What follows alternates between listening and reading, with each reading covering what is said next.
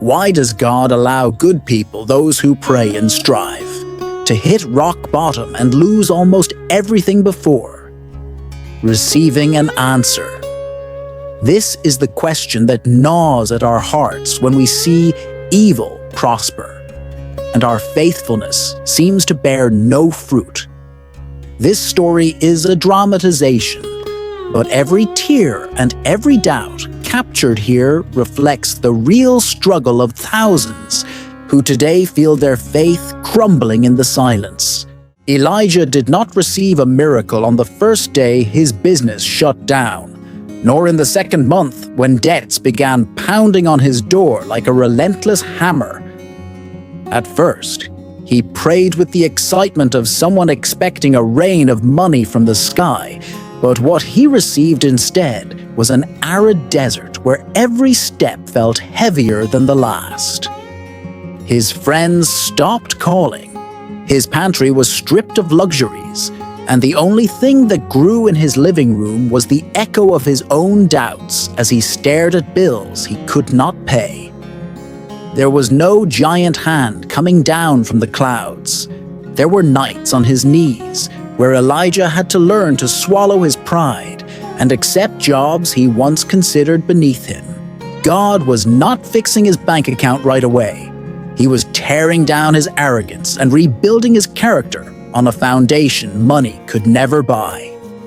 Every dawn, before heading out to work at whatever he could find, Elijah felt a strange peace in his exhaustion, understanding that the process of formation was more valuable than the outcome.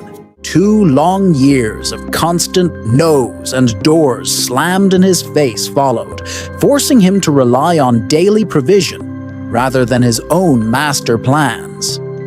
It was in that scarcity that Elijah discovered his faith did not depend on abundance, but on the faithfulness of the one who feeds the birds of the sky every morning without fail.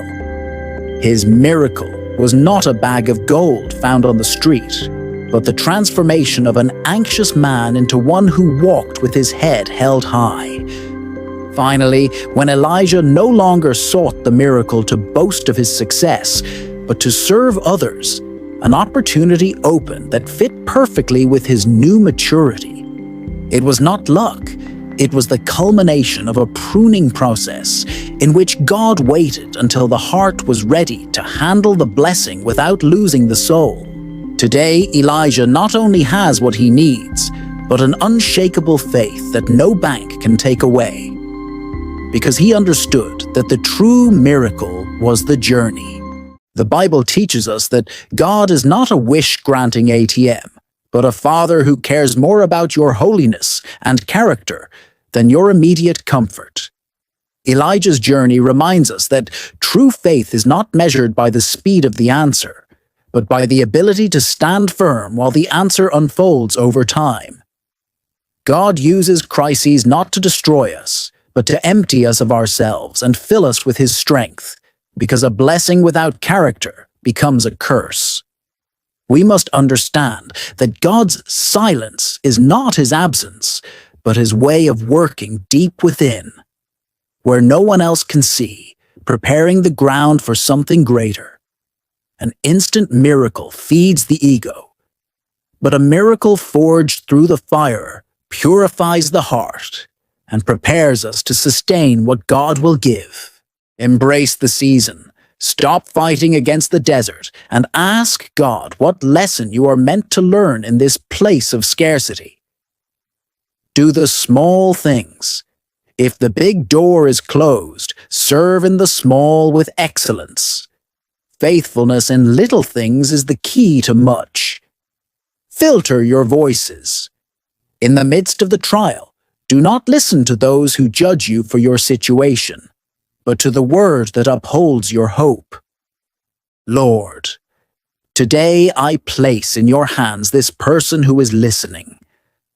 And I acknowledge that your timing is perfect, even though sometimes their flesh cannot understand the reason for the wait. I ask you to give them the strength they need not to falter as they walk through this valley of shadows, trusting that every tear they shed is a seed of victory. Cleanse their heart of all bitterness and teach them to see your hand in the small daily details, reminding them that you are working on their behalf.